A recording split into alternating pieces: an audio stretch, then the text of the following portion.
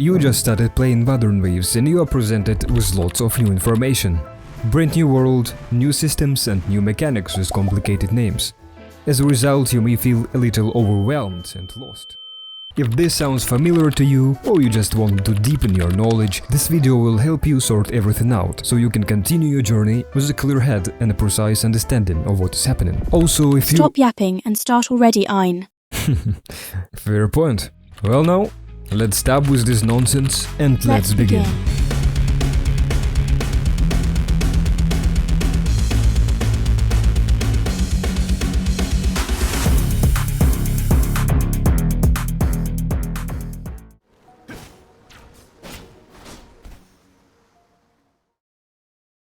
First and foremost, let's talk about movement. There are things you already know such as dodge, sprint and wall run. And of course, glider and grappling hook. Both of which you can unlock by progressing through main story. But aside from the obvious ones, for your movement you can also use character skills. Or echoes, both on land and in the air. We will talk about echoes in details later in the video. And my god, we have lots of interesting things to cover. Returning to movement topic, it doesn't stop just there. Combining different methods, you can do what is referred to as triple jump. That sequence is possible because of a plunge attack animation cancel. To go even further, you can do something diabolical like that.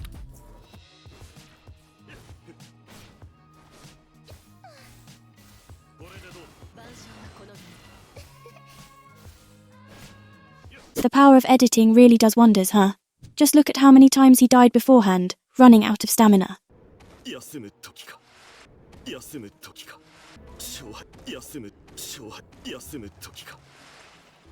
Setting this miserable experience aside, if you want to learn how to do that sequence, subscribe and click on the notifying bell for the upcoming video that will cover it.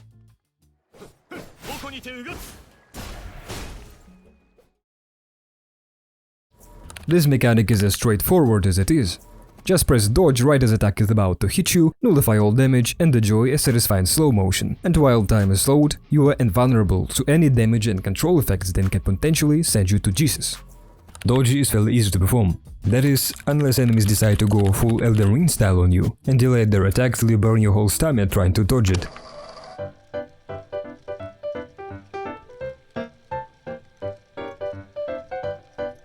Keep in mind that you can dodge not only damage from enemies, but also from other sources, like that explosive plant for example.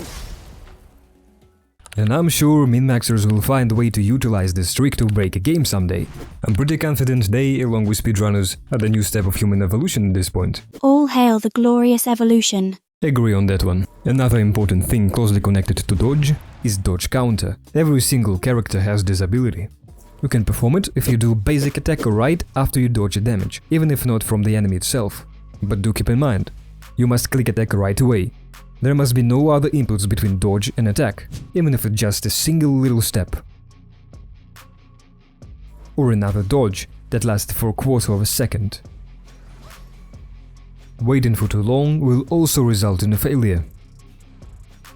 In the end, not doing dodge counter is pretty detrimental to your overall damage. Because often it has higher damage multipliers than any basic or even heavy attack. Also generates more concerto energy. We will talk about this mechanic later. More than that, some characters have abilities connected to dodge counter.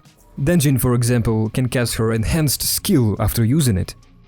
So long story short, always use dodge counter unless in really specific circumstances. Dodge is not the only way to avoid damage. There's also counterattack, or parry as most call it. You can only parry attack during which you see two yellow circles. When the second circle reaches the first one, that is the time when your attack must hit the enemy in order to do a successful parry. There are lots of ways you can parry an attack. All your basic attacks, skills, ultimates, echoes, intro and outro skills. Do keep in mind that in order to parry, you don't just need to press an attack button when one circle reaches another. You need for an attack to actually hit the enemy in that moment. That's a crucial knowledge, especially when using attacks that take a while to land a hit. Now for the most important part. Not every character in Echo can parry. Characters that use guns as weapons can parry at all. The only person Giga Chad enough who would have been able to do it is this beast of a man. There are also parry-oriented types of echoes, like Rocksteady Guardian and Cyan Feathered Heron, that can parry enemies' special attacks, that can be identified by that red glow. Enemies rarely cast this type of attack, but if you miss one, you will experience annihilation of your entire existence. So stay vigilant and try to either dodge it or parry it with a Pachun Echo. Now, why do you even need to parry if you can just dodge an attack? That's where the vibration strength comes into play. Under Elite or Overlord class enemies' health bar, you can spot another white bar. That is what it's called, vibration strength. When it's depleted, enemy will be immobilized for some time, and it makes a perfect opportunity to deal the most amount of damage you can, while the foe is kneeling before your dignified persona. Parry depletes vibration strength far more effectively than any other attacks, so it's recommended to parry every single attack you can. Your intro skill too depletes a very sizable amount of vibration strength bar, so don't forget to swap when your Concerto energy is full. Now about abilities. Absolutely every character have basic attacks, resonance skill, Forte Curcuit, resonance liberation, outro skill, intro skill. There is nothing too complicated about basic attacks or resonance skill, so I'll start with Forte Curcuit. It's a kind of passive ability that in one or another way enhances character's other abilities, or even alters its gameplay. Every single character in this game have a unique Forte Curcuit, with unique conditions and effects. So I strongly advise you to read about Forte of your chosen character, because most of the times the power of a character lies in utilizing this mechanic in the right way. Speaking from your own mistakes, I still remember how you, after getting Jian, thought his Forte only works for the skill, and basically never used it for enhanced ultimate. Well, I was just really tired that day. Tired to read? What are you, an ADD zoomer? I personally see it as a skill issue. Fucking hell. AIs are really getting unhinged these days. Let's just close this topic and continue with guide, shall we? Another defeat for the Team Flesh. Anyway, another important thing to understand is your resonance liberation, or ultimate as most call it. In order to use it, you must accumulate enough resonance energy. And this circle represents how much energy you need to use your ulti. You can accumulate the energy by dealing damage, no matter the source. However, your resonance skill and intro skill, no matter their damage, will still generate a lot of energy. All of your off-field characters still get resonance energy, but much less compared to when they are on-field. In order to use your outro and intro skills, you must accumulate a different type of energy that's called Concerto energy. You can see how full it is by looking here. Just as resonance energy, you gain it by dealing damage or gain it from external sources, like weapon passives. The thing that differentiates Concerto from resonance energy is the fact that you can also gain it by dodging, parrying, and just pressing some particular skills, even if not in battle. Pressing Resonance Liberation and Resonance Skill will generate the most Concerto energy compared to other methods. Just as with Resonance, every active character have their own pool of Concerto energy, and it's not shared between them. When energy is full, your other character's portraits will begin to shimmer. And when you swap to any of them, you immediately use outro skill of your current character and intro skill of the one you are swapping to. Most of the times, intro skills just deal damage. But that's not true for outro skills. That's where the jewels hide. It can give huge buffs to your character. Or even the whole team. So it's very important to pay your attention to this ability and carefully read what it does. Sometimes outro skill even poses a huge factor in team building, just another reason to learn about it. Talking about swapping, I'll give you a little tip. Because intro skill has iframes, you can actually avoid damage from enemy's attack when swapping in the right time. Another button you can press during battle is an echo skill, but in order to better understand everything, I'll talk about it later in the video, during echo chapter. I think most of you are already familiar with this system. The higher your union level is, the more content is available to you. There are lots of ways you can rise it up, as you can see on the screen. But you should especially focus on these three, as they bring far more experience than other methods. Finally, we've reached the most interesting part. Echoes is basically the same thing as artifacts in Genshin, or relics in Star Rail. They come in 4 rarities: 2-star, 3-star, 4-star and 5-star. Every echo has a Sonata effect. Most of the times, echoes of the same enemy can have different Sonata effects. 1-cost echoes have 3 possible Sonatas. 3-cost echoes have 2, and there are also those who only have 1, that is all boss echoes, except for Bellborn Geoshelon. If you equip 2 of the same Sonata type echoes, you will gain a small buff. But if all of your echoes, that is 5, have the same Sonata, a huge buff will be applied in addition to 2-piece one. As well as Rarity and Sonata types, echoes also have cost. Cost is closely connected to the enemy type. Every single enemy in Wuthering Waves falls under one of these 4 categories: Common class, Elite class, Overlord class, and Calamity class. Each of the common class enemies have a cost of 1, Elites have a cost of 3, and both Overlord and Calamity have a cost of 4. Now you may ask what that cost even means. Well, first of all, depending on the cost of an echo, you can get different main stats on it. Every echo have 2 main stats: primary, which is random, and secondary, which is constant, and both of them depend on the cost of an echo. 1 cost echoes have flat HP as a secondary main stat. 3 and 4 cost echoes both have flat attack. But echoes also have primary main stat. And that's where we set foot in the Fortuna's realm. Possible primary main stat depends on the echo cost too. 1 cost echoes can have attack, defense and HP percentage. 3 cost can have same stats as 1 cost, but also energy regen percentage and 6 types of elemental damage bonus. And believe me, farming the right elemental damage boost on the right echo with the right sonata can turn even Bob Ross insane. And even if you'll get it all right, there is still a chance of rolling trash substats, and at this point you'll be quoting Peasant from Warcraft. That's it, I'm dead. So be ready for it.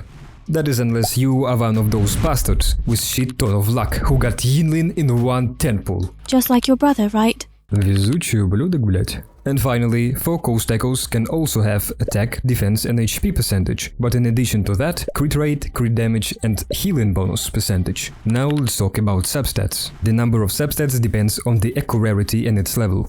2-star echoes cannot have substats. 3 stars can have a max of 3 substats. 4 stars can have 4, and 5-star can have a maximum of 5. Unlike Genshin and Honkai, you need to unlock substats manually by tuning echoes and spending special resource for it. You can unlock new substat each 5 levels of your echo. Once you get a substat, you can't change or upgrade it.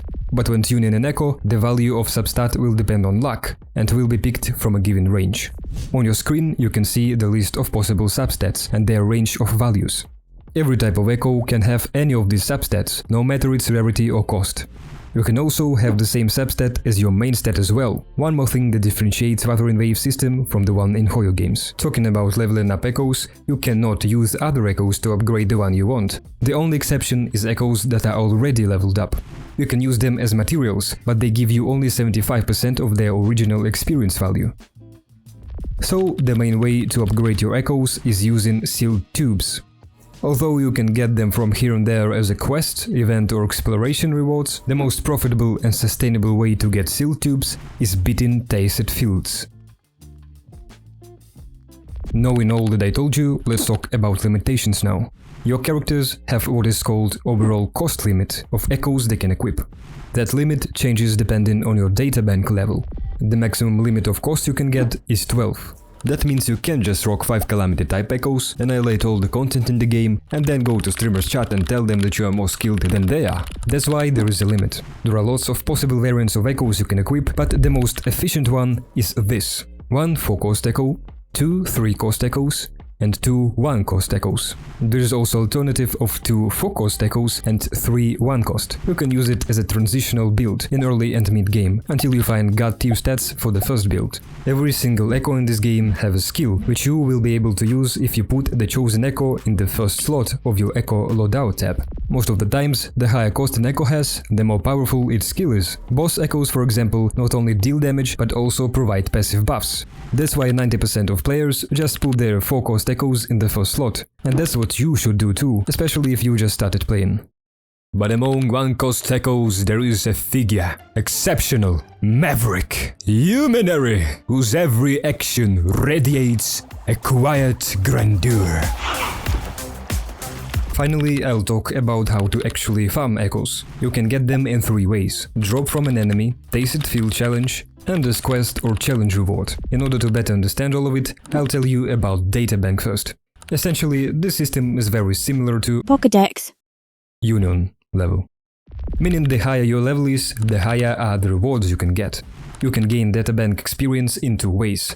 The first way is completing milestones. The second and the main way is acquiring unique echoes for the first time. Different rarities of the same echo also count as unique ones, and the higher the rarity, the more XP you get from obtaining it. So basically, gotta catch 'em all. Depending on your databank level, the following changes: your max cost limit, base echo drop chance, enhanced echo drop chance, and highest rarity of an echo that can be dropped. Maximum cost limit of 12 can be achieved at level 9 of databank. Max base drop chance of 20, that is the chance of the enemy to drop an echo after death, can be achieved at level 10. Enhanced drop rate only works on the Overlord and Calamity class enemies, that is, bosses. It is a chance for them to drop an echo after death, but it's limited to 15 times per week. After you deplete all 15 of them, bosses will have a base chance to drop an echo. The enhanced chance can go up to a maximum of 100% at the databank level of 20. And finally, rarity. At any databank level, except for level 21 or the interval from 0 to level 4, you have a chance of echo to be of 2 rarities. Through databank level 0 to 4, you can get only 2-star echoes. From level 5 to 7, you have a chance to obtain 2-star and 3-star echoes. From 8 to 14, it's 3-star and 4-star. From 15 to 20, it's 4-star and 5-star echoes. And at the maximum level of 21, you only get 5-star echoes. The higher your databank level is, the higher will be the chance of obtaining an echo of greater rarity. Thus, you can achieve the maximum of 100% for a dropped echo to be a 5-star at level 21. Data Merge, an extremely handy feature that allows you to get rid of useless echoes and potentially gain useful ones. You can select 5 non-leveled up echoes to merge into the new random echo. No matter the rarity of the echoes used, the rarity of newly generated echoes only depend on your databank level. That way, even if you merge 5 2-star echoes at the databank level of 21, you will only get 5-star echoes as a result. Important things to remember is that using merge, you can only get echoes you have previously acquired, no matter its rarity. To check that, open your databank on the Echo Gallery tab. There you can see all your acquired and unknown echoes. Although rarity and cost of used echoes doesn't affect the rarity of the one you will get, it still affects the chance of getting extra echoes. The higher the cost and rarity of an echo used, the higher is the chance of getting extra echoes. Sometimes you can even get more than one. And the last thing, keep in mind that you can only get 1 or 3 cost echoes as a result of data merge, so no free boss echoes for us, sadly. Phantom echoes. That serves just as a skin for the echoes of the same type as your Phantom one. There is only 11 of them in the game right now as a version of 1.3. Fail and Beringel Phantom Echo can be purchased for the currency you obtain after clearing Tower of Adversity. Echoes of Thundering Memphis and Morning Aches can be purchased for the currency obtained after clearing Tactical Hologram. Impermanence Heron and Dreamless can too be purchased in the Illusive store for the currency you obtain after clearing Depths of Illusive Realm. And remaining 6 echoes you can encounter on fixed locations on the map. Phantom Hortoise can be found either near Bellbound Geoshalon or between Thorny Passage and Violet Banyan. Phantom Rocksteady Guardian is located either near Thundering Memphis, fighting Chasm Guardian, or on the remote island near the Tower of Adversity. Phantom Lightcrusher roams around Tenchu Tree or in the Lung's Rest. Phantom Clangbang can be found on the Luminous Shore or in the archipelago located at the southwest of Mount Firmament. If you couldn't find it in either of those locations, try looking for it in the mouth of a dragon-shaped mountain. Phantom Lumiscale Construct can be found in the Bank of Life in Tethys Deep. And finally, Phantom Galpath can be found at the north of the Tethys Hub. It's hard to miss that radiant glow emitting from the phantoms, so I'm sure you'll find them easily. They all have a chance of 100% to drop an echo, and they respawn daily as well, just on different locations, so you can use it to farm some guaranteed free echoes. To equip your newly acquired skins, you need to find an echo in your inventory to which you want to apply the skin for, and click this button. In this tab, you can apply the skin either for the singular selected echo or apply it to every single echo of this kind by checking this box. Waveplates. Same thing as a resin in Genshin and Trailblaze Power in Star Rail. One waveplate replenishes every 6 minutes. That will be exactly 240 waveplates per 24 hours. There are 5 ways to spend your waveplates. All of those scale with your Union and Ascension level. The higher it is, the greater are the rewards. The first way to spend energy is simulation training. Beat enemies and spend 40 waveplates to claim either character XP material, weapon XP material or money. The second way, which is called Forgery Challenge, also costs 40 waveplates. Forgery Challenge will provide you with weapon and skill ascension materials. The last 3 ways, however, will require of you 60 waveplates to claim the rewards. The first one is Weekly Boss Challenge, for materials to unlock key passives and upgrade skills. Regular Boss Challenge, for character ascension materials. And lastly, Tacit Fields, for echoes and echo level up materials. The last topic I want to talk about is Endgame. There are already 2 full-fledged endgame modes on a release, 1 semi-endgame mode and 1 interesting hidden feature not everybody knows about that can provide a decent challenge. The mode that may seem most familiar to you is called Tower of Adversity. It unlocks after clearing quest Alone in the Abyss, which you gain automatically immediately after reaching Union level 15. It's very similar to Spider Abyss in Genshin and Forgotten Hall in Star Rail. There are 4 zones in Tower of Adversity. In each zone there are different number of towers. In each tower there are 4 floors. Number of towers equals the number of teams you need to have to full clear the zone. Stable zone has only 1 tower. You can 12-star clear it pretty early on. Experiment zone has 2 towers, and here you can experience a decently big spike in difficulty, especially considering the fact that you need 2 teams to full clear it. Overdrive zone, the most challenging of them all, has 3 towers. You can challenge it only after clearing Hazard zone, that has 3 towers. Friends, don't make the same mistake as I did, thinking you can beat it right after clearing Experiment Zone. Here is what basically happened because of that. Did you just laugh at me?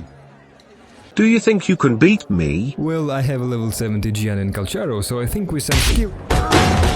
So try clearing it only well prepared. Important thing to remember is that only the hazard zone periodically resets. Although I mentioned that you need different teams for each tower, your character and teams don't get locked to particular tower.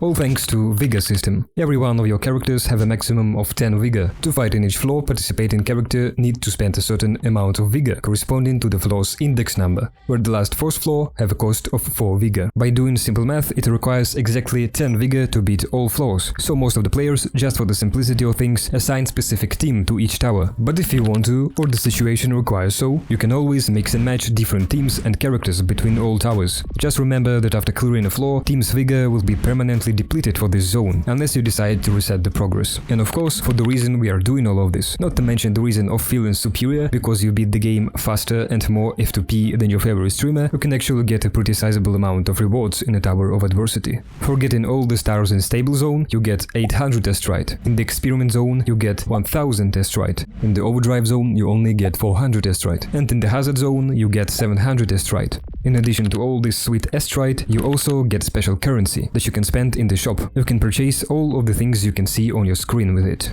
Another pretty challenging mode is Tactical Hologram. Basically, it's just an enhanced version of some bosses, with better stats, new moves and attacks. It can only be unlocked once you reach Union level 27. As of version 1.3, there are only 6 bosses in Tactical Hologram. Each of the bosses have 6 levels of difficulty, and what is interesting about this challenge is that you can try to beat it at the hardest difficulty right away after you unlock it. But of course you first need to beat all the previous difficulties. Do keep in mind though that at difficulty level 5 and 6, every boss gets special passives. Nearly all bosses share the same 2 passives. One of these basically says that after 3 minutes, every boss transforms into a Saitama and can annihilate the body and the soul of your character with a single punch.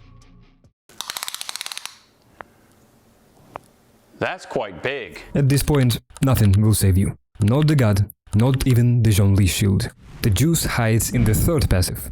Each boss has a different 3rd passive, but each of them helps to deplete boss's vibration strength one way or the other. Now about the sweet stuff. Rewards. You get a first clear reward after beating each boss on each difficulty. In terms of Astrite, it's nothing much. Just 120 for clearing a boss on all difficulties. But except for Astrite, you also get some echoes, Echo XP materials, shell credits and special currency that once again you can spend in Points Shop to buy all the things you see on your screen.